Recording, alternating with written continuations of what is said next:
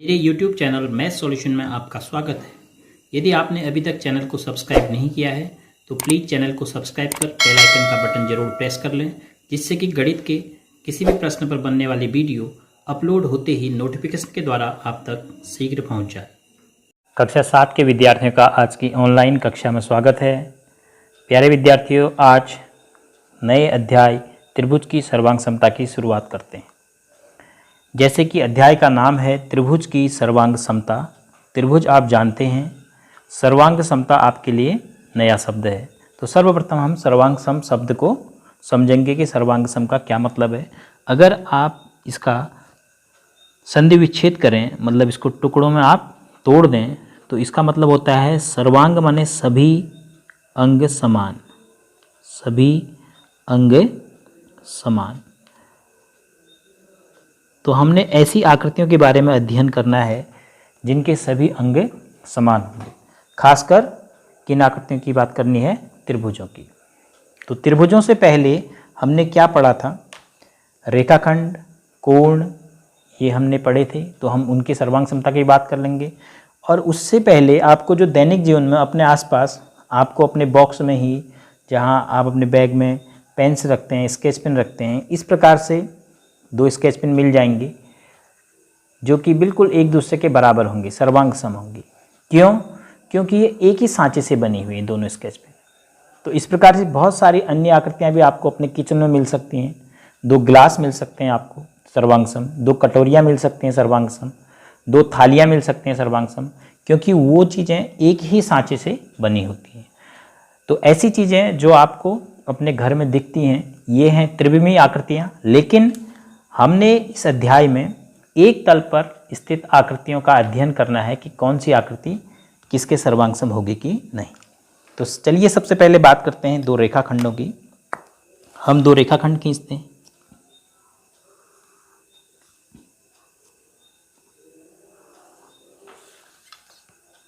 और बात करते हैं कि ये 2 रेखाखंड, माना इनके हम नाम दे दें, क्योंकि रेखाखंड हैं तो इनके 2 अंतबिंदु होंगे, ए बी, और इसका नाम सी डी। ये रेखाखंड कब एक दूसरे के सर्वांग सम कहलाएंगे? रेखाखंड में केवल एक ही चीज होती है, लंबाई। चौड़ाई रहित लंबाई को हम रेखा कहते हैं और उसी का एक भाग रेखाखंड। तो एक रेखाखंड दूसरे के सर्वांग सम होगा, यानी रेखाखंड में एक ही अंग होता है, कौन? लंबाई। तो हम दोनों रेखाखंडों की लंबाई नाप के बता पाएंगे। तो पहले रेखाखंड की लंबाई नापते हैं, तो ये आ रही है 5.1 सेंटीमीटर। देखिए, एक ही अंग है रेखाखंड में, वह है लंबाई, और उसको हम दोनों रेखाखंडों में माप ले रहे हैं। दूसरे रेखाखंड में लंबाई आ रही है 5.7। क्या इन दोनों रेखाखंडों के अंग समान हैं? एक ही अंग है दोनों रेखाखंडों में, लंबाई क्या समान है? नहीं, 5.1 और 5.7। तो ये रेखाखंड एक दूसरे के सर्वांग सम नहीं हुए। अब बात करते हैं एक और रेखाखंडों की।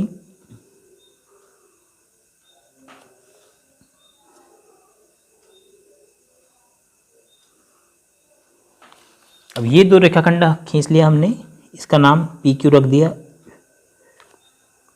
इसका नाम एम एन। अब हम कैसे जांच करेंगे ये सर्वांग सम है कि नहीं? रेखाखंडों में फिर से एक ही अंग है, तो उस अंग की हम जांच कर लेंगे। अंग क्या है? लंबाई 4 सेंटीमीटर,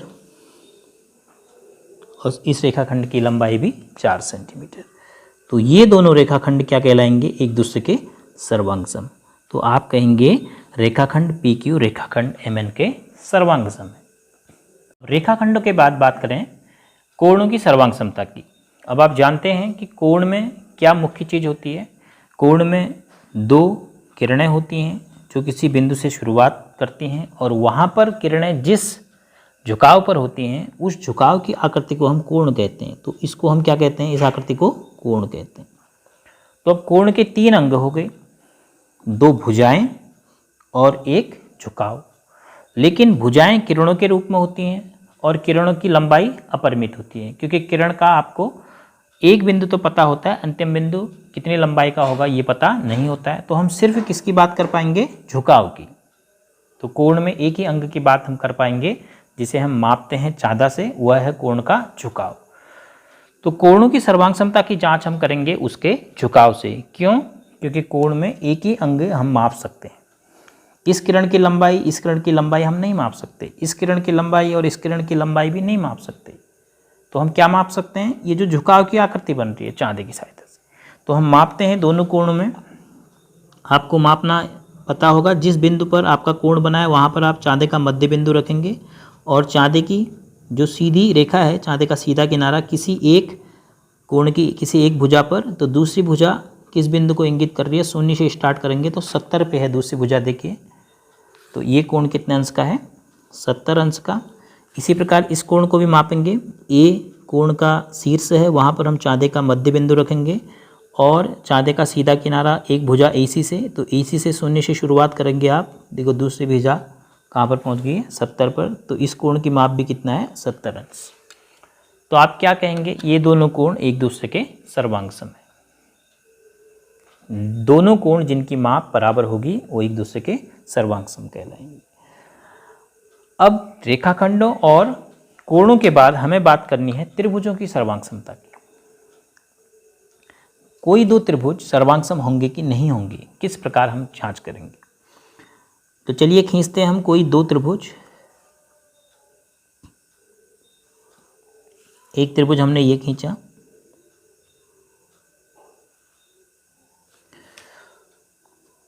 और एक त्रिभुज हमने ये बना लिया।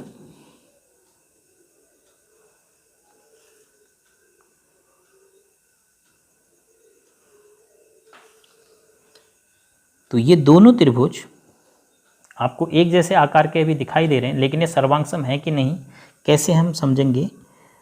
ABC एक त्रिभुज है और PQR दूसरा त्रिभुज है।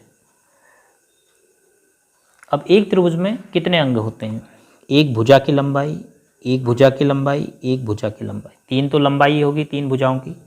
एक कोण इस वर्टेक्स पे, एक कोण इस वर्टेक्स पे, एक कोण इस वर्टेक्स पे, तो तीन सिरों पर तीन कोण। ऐसे ही इसमें तो कुल मिलाकर कितने अंग हो गए? 6 अंग।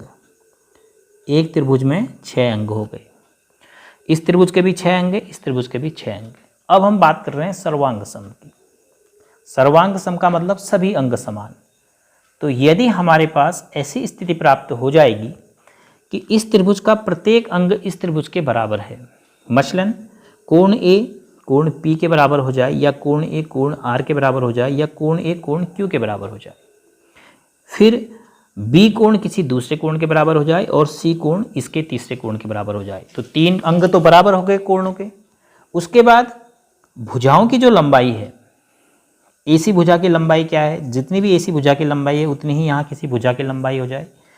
यहाँ जितनी AB की लंबाई है उतनी ही लंबाई इसकी किसी एक भुजा के हो जाए, और BC भुजा की जो लंबाई है उतनी ही लंबाई इस त्रिभुज में किसी एक भुजा के हो जाए। तो हम क्या कहेंगे? इस त्रिभुज के तीनों अंग, इस त्रिभुज के तीनों अंग भुजाओं के रूप में और कोणों के रूप में, तो कुल मिलाकर 6 के 6 अंग इस त्रिभुज के इसके बराबर हैं, तब यह त्रिभुज इसके सर्वांग सम कहलाएगा। माना मैं इसमें मापें लिख देता हूँ, आपको ये मानना पड़ेगा कि माना ये 6 सेंटीमीटर है, ये 6 सेंटीमीटर है, ये 7 सेंटीमीटर माप है, और यह भी 7 सेंटीमीटर माप है, और यह 5 सेंटीमीटर माप है, और यह भी 5 सेंटीमीटर माप है, और यह कोण है माना 40 अंश, ये कोण है माना 70 अंश, और इसको 48 मान लेते हैं, और ये कोण माना 62 अंश। कोणों का योग भी 180 अंश होना चाहिए, तो ये 48 अंश, इसको मान लेते हैं माना 62 अंश, और ये है 70 अंश। तो इस प्रकार के दो ये त्रिभुज आपके पास हैं। तो देखिए 48 अंश एक कोण, 48 अंश एक कोण, 62 अंश एक कोण, 62 अंश एक कोण, 70 अंश एक कोण, 70 अंश एक कोण। एक भुजा 6 सेंटीमीटर, एक भुजा 6 सेंटीमीटर, एक भुजा 7 सेंटीमीटर, एक भुजा यहाँ भी 7 सेंटीमीटर, एक भुजा 5 सेंटीमीटर, एक भुजा यहाँ भी 5 सेंटीमीटर। तो ऐसे दो त्रिभुज एक दूसरे के सर्वांग सम कहलाएंगे, क्योंकि उनके सभी 6 के 6 अंग बराबर हो गए। अब हम इसको लिखेंगे कैसे? हम जो संकेत लिखेंगे त्रिभुज ABC सर्वांग सम, सर्वांग सम का चिन्ह आप बराबर के ऊपर हल्का सा इस टाइप से आकृति बनाएंगे तो ये सर्वांग सम चिन्ह। त्रिभुज जो कोण जिसके बराबर है, ए 48 है तो ए की जगह पी लिखेंगे, बी 70 है तो बी की जगह क्यू लिखेंगे, और सी तीसरे में है 62 है, सी की जगह आर लिखेंगे। अगर आपने सही लिखा होगा और आपको आकृतियों के बारे में नहीं पता होगा तो आप यहाँ से बता देंगे कि कौन सा कोण किसके बराबर है, बशर्ते कि आपने सही लिखा हो। और भुजा के बारे में भी आप बता देंगे कि ए बी भुजा पी क्यू के बराबर, बी सी भुजा क्यू आर के बराबर, ए सी भुजा पी आर के बराबर। और इन भुजाओं को कहते हैं हम संगत भुजाएं। सर्वांगसम त्रिभुजों की संगत भुजाएं या संगत कोण, तो कुल मिलाकर दोनों को मिला के कह दिया हमने संगत भाग। भाग में दोनों आ गए, एक तो कोण आ गए और दूसरा भुजाएं आ गई। तो यदि त्रिभुज ए बी सी त्रिभुज पी क्यू आर के सर्वांगसम है तो कोण ए के संगत कोण कौन है त्रिभुज पी क्यू आर में? पी। कोण बी के संगत कोण कौन है? कोण क्यू। कोण सी का संगत कोण कौन है? कोण आर। ऐसे ही ए बी भुजा की संगत भुजा ए बी पहला दूसरा, पी क्यू, बी सी दूसरा तीसरा, पी सी भुजा की संगत भुजा क्यू आर, और ए सी पहला तीसरा, इसकी संगत भुजा पी आर। तो अगर आपने संकेत रूप में सही लिखा है कि कौन त्रिभुज किसके सर्वांगसम है तो आप आसानी से बता पाएंगे कि कौन सी भुजा किसके संगत भुजा होगी और कौन सा कोण किसके संगत कोण होगा। तो अब प्रश्न उठता है कि क्या एक त्रिभुज को दूसरे त्रिभुज के सर्वांगसम सिद्ध करने के लिए या पहचानने के लिए कि एक त्रिभुज दूसरे त्रिभुज का सर्वांगसम है कि नहीं, क्या हमें 6 के 6 अंग पता होने चाहिए? एक त्रिभुज के 6 अंग और दूसरे त्रिभुज के भी 6 अंग पता होने चाहिए, तभी हम बता पाएंगे क्या ये त्रिभुज इसके सर्वांगसम है? नहीं। इसके लिए आपको अगले वीडियो के माध्यम से कुछ नियम बताए जाएंगे। केवल 3 भाग, यदि एक त्रिभुज के 3 भाग दूसरे त्रिभुज के 3 भाग उन नियमों के अनुसार बराबर होते हैं, जो नियम आपको बताए जाएंगे, तब हम कह पाते हैं कि एक त्रिभुज दूसरे त्रिभुज के सर्वांगसम होगा। तो अगले वीडियो में आपको त्रिभुजों की सर्वांग समता के लिए विशेष कसौटियाँ, विशेष नियमों के बारे में बताया जाएगा, जिन नियमों के आधार पर आप एक त्रिभुज की 3 मापों के आधार पर यह बता पाएंगे कि दिया गया त्रिभुज दूसरे त्रिभुज के सर्वांगसम है कि नहीं।